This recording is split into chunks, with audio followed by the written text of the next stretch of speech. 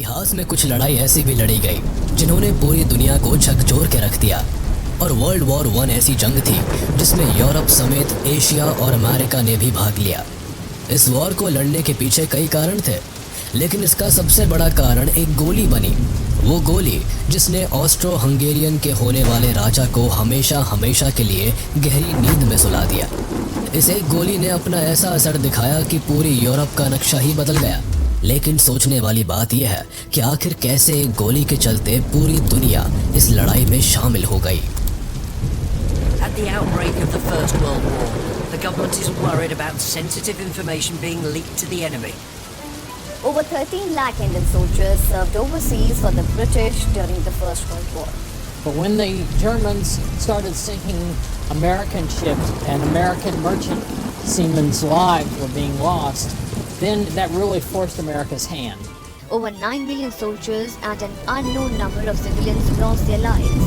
Empires crumbled, revolution engulfed Russia and America rose to become a dominant world power.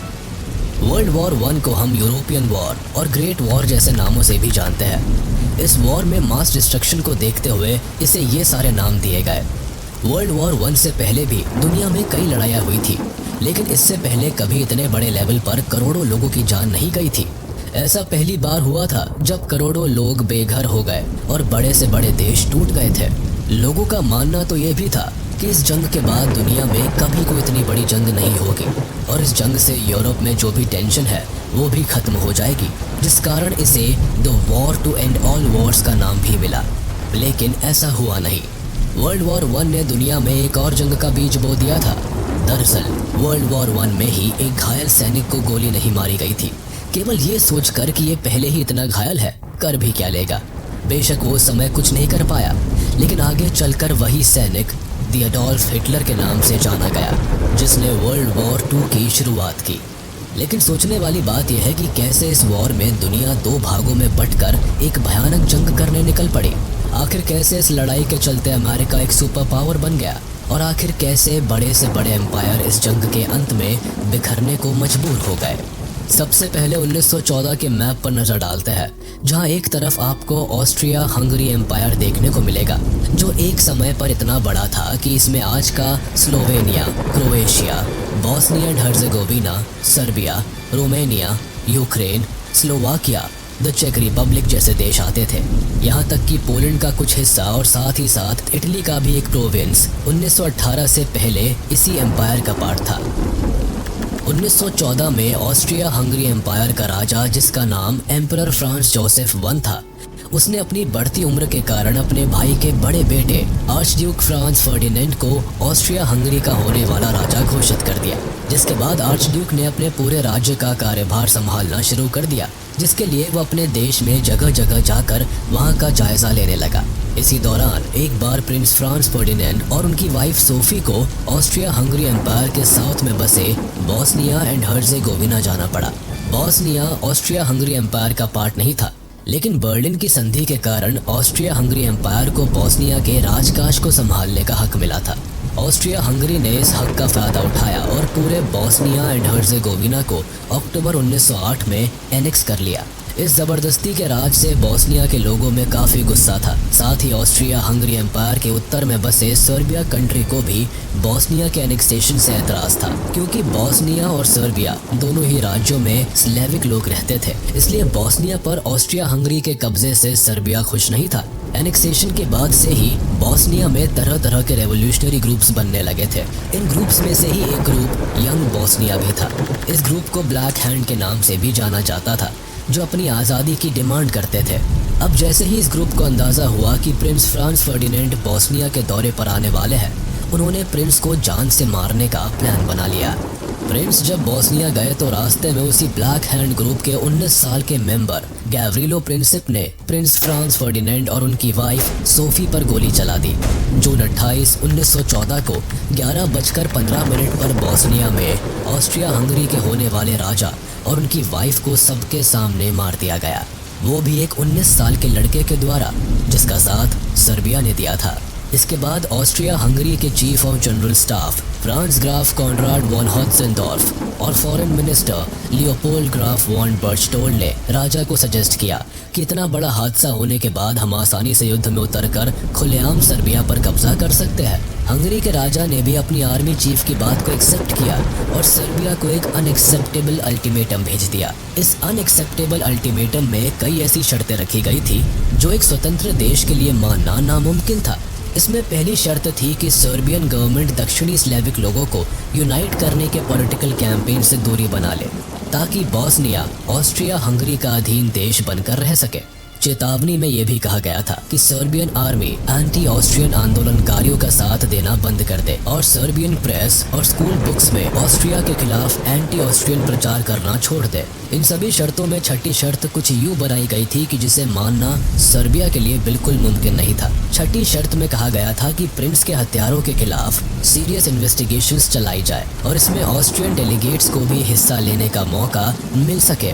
साथ ही वोजिस्लाव टैनकोसिच और मिलान सिगानोविच जैसे civil servants को arrest किया जाए जो हत्या की साजिश से जुड़े हुए थे। सर्बिया के सामने सबसे बड़ी चुनौती थी कि वो इस अल्टीमेटम का जवाब केवल 48 घंटों में दे। युद्ध की कोई चेतावनी नहीं दी गई थी, लेकिन ये साफ हो चुका था कि इस चेतावनी को ठुकराने का नतीजा डायरेक्ट वॉर हो सकती है, और हुआ भी कुछ ऐसा ही।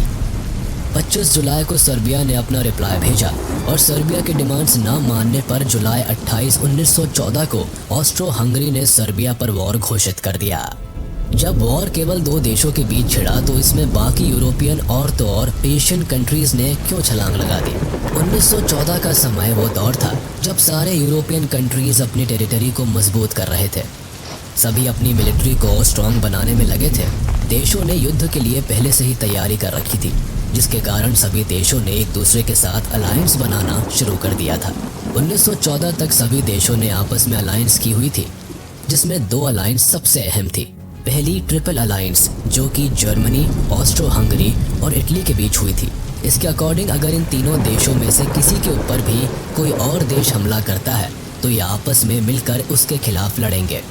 दूसरी संधि थी ट्रिपल एंटेंटे। इस अलायंस में रशिया, यूके और फ्रांस शामिल थे। जब वॉर शुरू हुआ तो ऑस्ट्रो हंगरी ने अपनी अलायंस का हवाला देते हुए जर्मनी और इटली का दरवाज़ा खटखटाया। जर्मनी और ऑस्ट्रिया हंगरी के अच्छे रिलेशंस थे, लेकिन इटली ने जंग में पार्टिसिपेट करने से मना कर दिया। उसने कहा कि अलायंसेस के शर्तों के अनुसार जब तीनों में से किसी एक कंट्री पर कोई दूसरा देश हमला करेगा तो उन्हें एकजुट होकर युद्ध करना है, ना कि खुद दूसरे देश पर हमला करने की कोशिश करनी है। दरअसल इटली के इस क्लियर डिनायल के पीछे एक और कारण था। 1911 में हुए इटालो टर्किश वॉर में इटली ने अपने इन दोनों अलायंस से मदद मांगी थी। दोनों देशों ने उस वक्त सीधे यही कहते मना कर दिया था कि इटली के पर्सनल इंटरेस्ट के वॉर में नहीं, बल्कि अगर कोई इटली पर हमला करे तब हम साथ देंगे। दूसरी ओर सर्बिया पर जब मुसीबत आई तो उन्होंने रशिया से मदद मांगी, लेकिन इसके पहले ही ऑस्ट्रो हंगेरियन और रशिया के बीच ये डील हो चुकी थी कि वो सर्बिया इन्वेजन में एक दूसरे के आड़े नहीं आएंगे। लेकिन तभी रशिया में स्लेविक लोगों ने आंदोलन शुरू कर दिया और अपने सम्राट से मांग किया कि साउथ सर्बिया को इन्वेजन से बचाना पड़ेगा क्योंकि वहाँ हमारे लोग रहते हैं। इसके बाद रशिया को मजबूरन इस युद्ध में उतरना पड़ा। रशिया का जंग में शामिल होने का एक और राजनीतिक कारण था। दरअसल ओटोमान एम्पायर ऑलरेडी ब्लैक सी पर डोमिनेट कर रहा था। ऐसे में सर्बिया के एनेक्सेशन के बाद ओटोमान एम्पायर पूरी तरह से ब्लैक सी पर कब्जा कर लेता। वहीं दूसरी ओर रशिया का सारा एक्सपोर्ट ट्रांसपोर्ट सर्बिया स्ट्रेट के रास्ते ब्लैक सी से होता था। ऐसे में रशिया का युद्ध में उतरना इकोनॉमिकल पर्सपेक्टिव से भी ज़रूरी हो गया। इसीलिए जब जंग में रशिया शामिल हुआ तो ट्रिपल एंटेंटे के तहत उसने यूके और फ्रांस से मदद मांगी। लेकिन यूके का मानना था कि ये वॉर रशिया की है और ये उसे खुद ही लड़नी चाहिए। वो खुद युद्ध में पार्टिसिपेट नहीं करना चाहता था। वहीं फ्रांस ने भी चुप्पी साध रखी थी। फ्रांस के नॉन क्लियर जवाब से जर्मनी काफ़ी टेंशन में था, क्योंकि अगर फ्रांस इस जंग में पार्टिसिपेट करता तो जर्मनी दोनों ओर से घिर जाता, जिससे उसके लिए जंग जीतना नामुमकिन हो जाता। इसलिए स्क्लीफन प्लान के हिसाब से जर्मनी ने फ्रांस पर हमला बोल दिया। मैप के हिसाब से देखें तो जर्मन एम्पायर रशिया और फ्रांस के बीच आता था। चूंकि रशिया एक बड़ा और ताकतवर देश था, इसीलिए इस प्लान के तहत जर्मन आर्मी को सबसे पहले फ्रांस पर हमला करना था ताकि उसे जीत लिया जाए। फिर जर्मनी अपनी पूरी मिलिट्री को मिलाकर रशिया पर धावा बोलकर उसे भी जीत लेगा और इस तरह जर्मनी यूरोप के एक बड़े भाग पर अपना कब्जा जमा लेगा। फ्रांस ने अपने और जर्मनी के बॉर्डर पर पहले से ही काफी हैवी मिलिट्री लगा रखी थी। उन्होंने फ्रांस पर हमला बोलने के लिए बेल्जियम के रास्ते को अपनाया।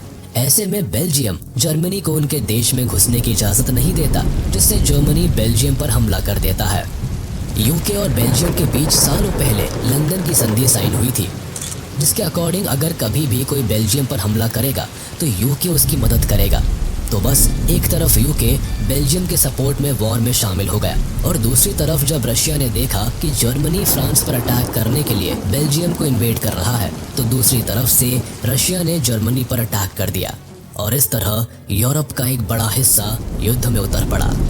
वर्ल्ड वॉर 1 में 2 ग्रुप्स आपस में लड़ रहे थे, जिसमें एक तरफ जर्मनी, ऑस्ट्रिया हंगरी और ओटोमन एम्पायर थे, तो दूसरी ओर यूके, फ्रांस, इटली, रशिया और सर्बिया थे। इस वॉर में बाद में अमेरिका और जापान भी शामिल हुए।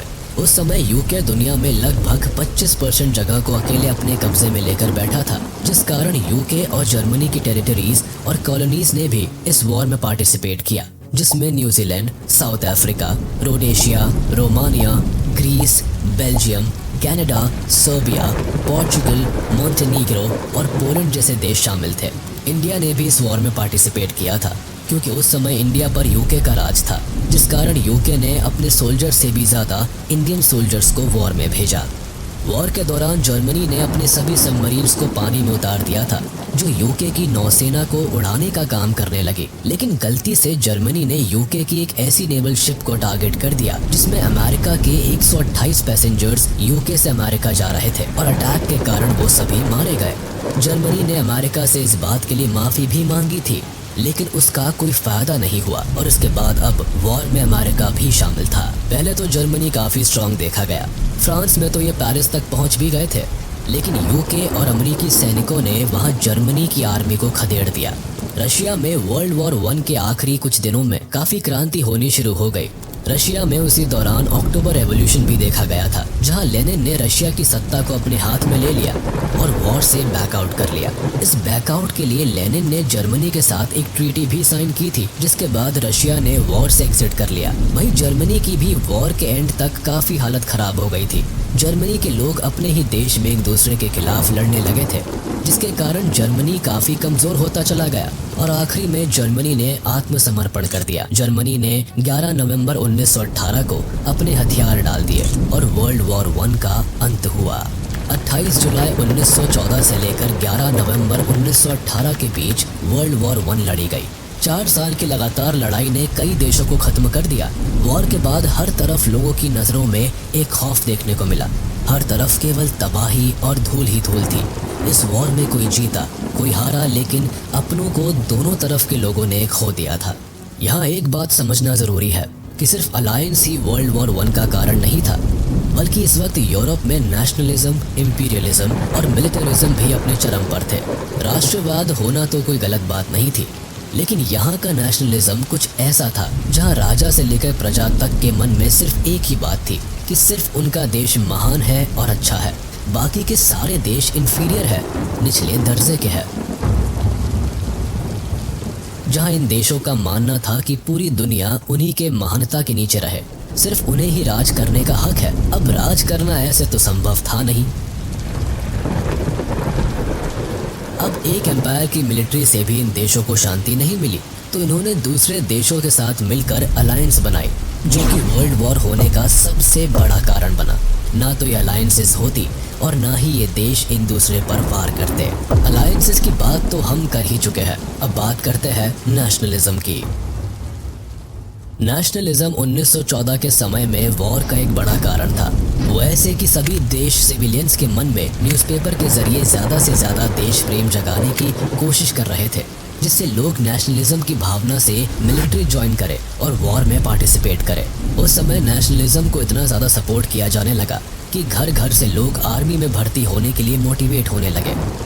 नेशनलिज्म के कारण ही यूरोप के सारे देश वर्ल्ड वॉर 1 में अपने देश को पावरफुल दिखाने के लिए पार्टिसिपेट करते गए और वॉर और ज़्यादा इंक्रीज होती गई। इंपीरियलिज्म का मतलब होता है अपने देश को और अपने देश की टेरिटरी को बड़ा करना, जिसके लिए 1914 के समय में पूरे यूरोप में अपने अपने देश को पावरफुल दिखाने के लिए सभी देश जगह जगह एनेक्सेशन करने लगे थे, जिससे जो हिस्सा कमजोर दिखता वो उसे अपने देश में शामिल करने के लिए उस पर कब्जा कर लेता।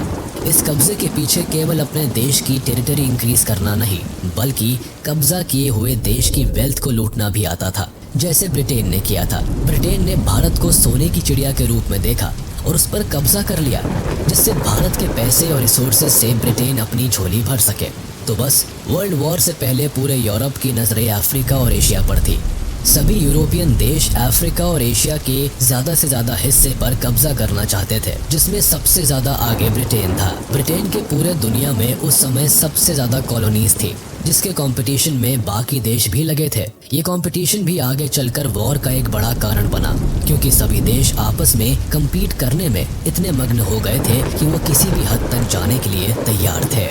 सभी देशों का अपने देश की मिलिट्री को स्ट्रांग बनाना और आर्म्स रेस में पार्टिसिपेट करने का दौर 20th सेंचुरी में स्टार्ट हुआ और 1914 तक यूरोप में इस रेस का क्रेज सबसे ज्यादा देखा गया, जिसमें जर्मनी ने सबसे ज्यादा बढ़ चढ़कर हिस्सा लिया। 1914 तक जर्मनी ने अपने मिलिट्री को काफी स्ट्रांग बना लिया था, जिस कारण वर्ल्ड वॉर 1 में जर्मनी स्टार्टिंग में काफी स्ट्रांग दिखाई भी दिया। लेकिन ग्रेट ब्रिटेन ने भी जर्मनी की तरह अपनी मिलिट्री पर ज्यादा पैसा खर्च किया, लोगों को आर्मी में जाने के लिए मोटिवेट किया और अपने वॉर इक्विपमेंट्स में भी सुधार किए, जिससे ब्रिटेन जर्मनी से मुकाबला करने से एक बार भी नहीं कतराया। यही नहीं, 1914 तक जर्मनी और ग्रेट ब्रिटेन केवल यही दो देश थे जिनका आर्मी के साथ साथ नेवी पर भी अच्छा कंट्रोल था, जिस कारण वॉर के दौरान दोनों देशों ने जमीन से लेकर पानी पर भी लड़ाई लड़ी थी। इस सब के अलावा भी सिटीजन्स का इन सभी देशों की सरकारों ने ऐसा ब्रेन वॉश किया था कि वो वॉर और मिलिट्री को ही ताकतवर होने की पहचान मानने लगे। ज़्यादा से ज़्यादा लोगों को आर्मी में शामिल होने के लिए ट्रेनिंग दी जाने लगी, जिससे सभी देश एक दूसरे को देखकर अपने अपने देश की मिलिट्री को बड़ा करने लगे और वॉर को एकमात्र सॉल्यूशन समझने लगे। वर्ल्ड वॉर 1 के कारण सभी देश फाइनेंशियल तौर पर बुरी तरह से बिखर गए थे। जंग में पार्टिसिपेट करने और उसे आखिरी तक लड़ने के खातिर सभी देशों का सरकारी खजाना खत्म हो गया था। सभी देशों ने अपने देश को बड़ा दिखाने के लिए देश की फिक्र किए बिना जंग में खूब पैसा लगाया, जिसमें सबसे ज्यादा जर्मनी और ग्रेट ब्रिटेन का नाम सामने आया। वॉर के समय सभी देशों पर लोन की भी बड़ी परेशानी थी, जिसके कारण मनी प्रिंटिंग जैसे केस भी सामने आने लगे, जिससे ये गरीबी की दलदल में फंसते चले गए। कुल मिलाकर फर्स्ट वर्ल्ड वॉर के बाद सभी देशों में गजब का इन्फ्लेशन रेट देखा गया, जिससे उस समय की इकोनॉमी पर काफी फर्क पड़ा। वर्ल्ड वॉर 1 के एंड ने पूरी 4 मोनार्कीज को भी हमेशा के लिए खत्म कर दिया था, जिसमें रूस के जार निकोलस II, जर्मनी के कैसर विल्हेम II, ऑस्ट्रिया के सम्राट चार्ल्स और ओटोमन साम्राज्य के सुल्तान आते थे। इन सभी सत्ताधारियों से इनका देश छीन लिया गया और कई नए देश बनाए गए, जिसमें ऑस्ट्रिया हंगरी तो अपना एक अलग देश ही बनकर रहा, लेकिन जो देश मिडिल ईस्ट में आते थे वो सभी ग्रेट ब्रिटेन और फ्रांस के बीच बांट दिए गए। बात अगर ओटोमन एम्पायर की करें तो इसे टर्की बना दिया गया। बाकी सभी टेरिटरीज और कॉलोनीज को आपस में जंग जीतने वाले देशों ने बांट लिया। वर्ल्ड वॉर 1 खत्म होने के बाद सोसाइटी पूरी तरह से चेंज हो गई। चाइल्ड बर्थ रेट कम होने लगी, जिसका मेन कारण था युद्ध में नौजवानों का शहीद हो जाना। इसके अलावा लोगों ने अपनी ज़मीनें खो दी और वो किसी और देश जाकर बसने के लिए मजबूर हो गए। लेकिन इस समय सबसे ज़्यादा बड़ा चेंज औरतों के रोल में देखा गया। जैसे वॉर के दौरान औरतों का काफ़ी मेजर रोल रहा, क्योंकि वॉर में सभी पुरुष और यंग लोग जाने लगे थे, तो ऑफिस वर्क और बाकी कामकाज करने के लिए लोगों की कमी होने लगी, जिसके कारण स्त्रियों ने वॉर के दौरान मर्दों की जगह लेकर फैक्ट्रीज और ऑफिसेज में काम करना शुरू कर दिया। यही नहीं, कई देशों ने तो वॉर के बाद औरतों को ज्यादा राइट्स देने शुरू कर दिए, जिससे अनेक जीवन स्तर में काफी बदलाव देखने को मिला। उस समय सबसे ज्यादा चर्चा वोटिंग राइट्स की हुई थी, जो स्त्रियों को जंग खत्म होने के बाद पहली बार दिया गया था। इसके अलावा सोसाइटी के एलीट और अपर क्लास लोगों ने अपना दर्जा खो दिया था। वॉर के बाद middle, young and lower class main and women ने अपने देश को बनाने में सबसे ज़्यादा काम किया था। वर्ल्ड वॉर 1 दुनिया का पहला ऐसा युद्ध था जिसमें करीब 20 मिलियन लोग मारे गए और 21 मिलियन लोग घायल हुए थे। मारे गए लोगों में लगभग 9.7 मिलियन सेना के लोग और 10 मिलियन आम नागरिक शामिल थे। वर्ल्ड वॉर 1 के बाद बेरोजगारी और फेमाइन जैसे स्थितियों ने लोगों का जीना मुश्किल कर दिया था। वर्ल्ड वॉर 1 ने न केवल यूरोप में बल्कि पूरी दुनिया में अपनी एक अलग छाप छोड़ी। इस वॉर के एंड में कई ट्रीटीज भी साइन हुई, जिसमें पेरिस संधि, treaty of Saint Germain, treaty of Trianon, treaty of Neuilly आइली, ट्रीटी ऑफ सर्वर्स और ट्रीटी ऑफ वर्साय थी। हालांकि ये ट्रीटीज इतनी ज़्यादा ह्यूमिलेटिंग और एक तरफा थी जिसने वर्ल्ड वॉर 2 के बीज भी बो दिए। 1914 में इंडिया उन दिनों ब्रिटिश कॉलोनी थी। हमारे ऊपर ब्रिटेन का शासन था, लेकिन अंग्रेज़ों के अत्याचारों के खिलाफ अब यहाँ भी रेवोल्यूशन होने लगे थे। 1915 में महात्मा गांधी के भारत वापसी के बाद स्वतंत्रता के आंदोलन और ज़्यादा बढ़ गए थे। इन्हीं दिनों ब्रिटिश के युद्ध में उतरने के फैसले से भारत पर भी असर पड़ा। उन्होंने लगभग 15 लाख भारतीय सैनिकों को युद्ध में उतार दिया। हमारे सैनिकों ने इस युद्ध में एलाइड पावर के तरफ से युद्ध किया।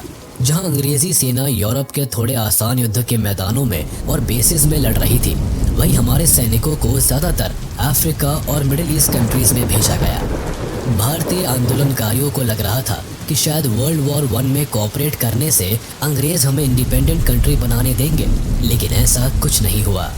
वर्ल्ड वॉर के अंत में हमारे लगभग 1,20,000 सैनिक या तो घायल थे, शहीद हो चुके थे या वो मिसिंग थे। बस 30,000 के आसपास ही सुरक्षित सैनिक भारत लौटे। उल्टे हमारे यहाँ रॉलेट एक्ट और जलियांवाला बाग हत्याकांड जैसे काम हुए, जिससे फ्रीडम रेवोल्यूशंस और तेज हुए। वर्ल्ड वॉर 1 में लगभग 70,000 सैनिक शहीद हुए और कभी भारत नहीं लौट पाए।